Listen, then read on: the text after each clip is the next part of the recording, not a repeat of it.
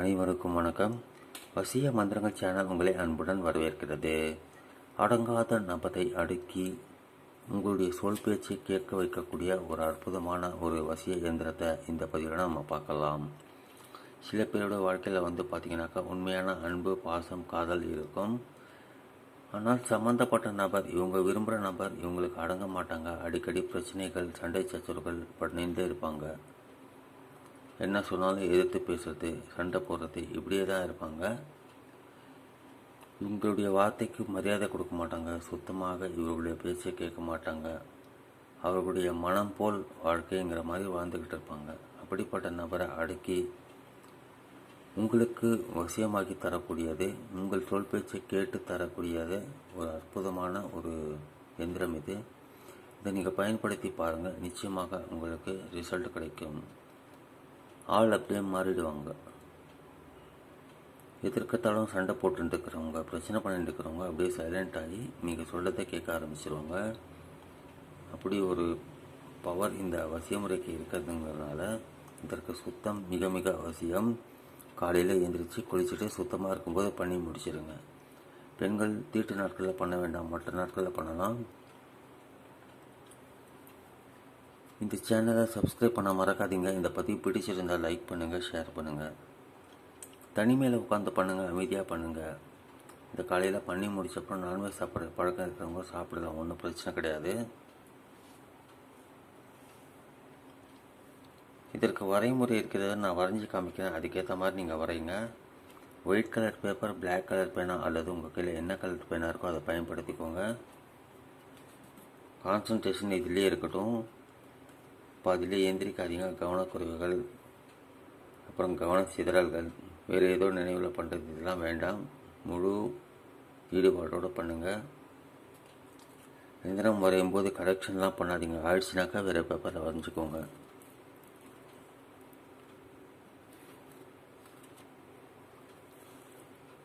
இந்த மாதிரி ஒரு பாக்ஸ் போட்டுக்கோங்க. நடுவில் 2 கோடு.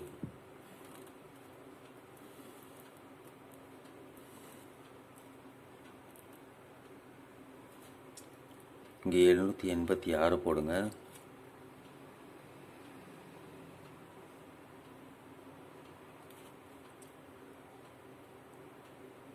இங்கே 1309. இங்கே 1310. இங்கே 1311. 1312.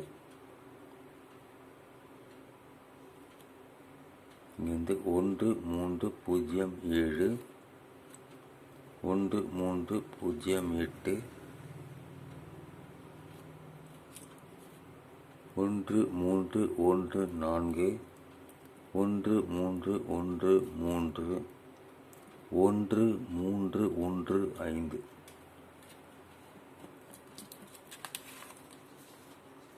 வரைஞ்சி முடிச்சப்பறம் பின்பக்கம் பேர் எழுதணும். நல்லா ஞாபகம் வச்சுக்கோங்க. இந்த எந்திரத்துக்கு கீழே எப்போவுமே நம்ம எழுதுவோம், அது இதில் எழுதக்கூடாது. பின்பக்கம் பேர் எழுதணும். உங்களுக்கு அடங்காத நபரின் பெயர், விரும்பும் நபரின் பெயர்னு போடுறேன். அவங்க ஆணாக இருந்தால் பின் போடுங்க, பெண்ணாக இருந்தால் பின்தே அப்படின்னு போட்டு அவங்க அம்மா பெயர் போடுங்க. இங்கே அலாஹூப் அப்படின்னு போடுங்க. அலாஹூப் அப்படின்னு போட்டு உங்கள் பெயர், நீங்கள் ஆணாக இருந்தால் பின், பெண்ணாக இருந்தால் பின்தே அப்படின்னு போட்டு உங்கள் அம்மா பெயர் போடுங்க. நீங்கள் விரும்பினுடைய அம்மா பேர் தெரியலனாக்கா ஹவ்வா அப்படின்னு போடுங்க.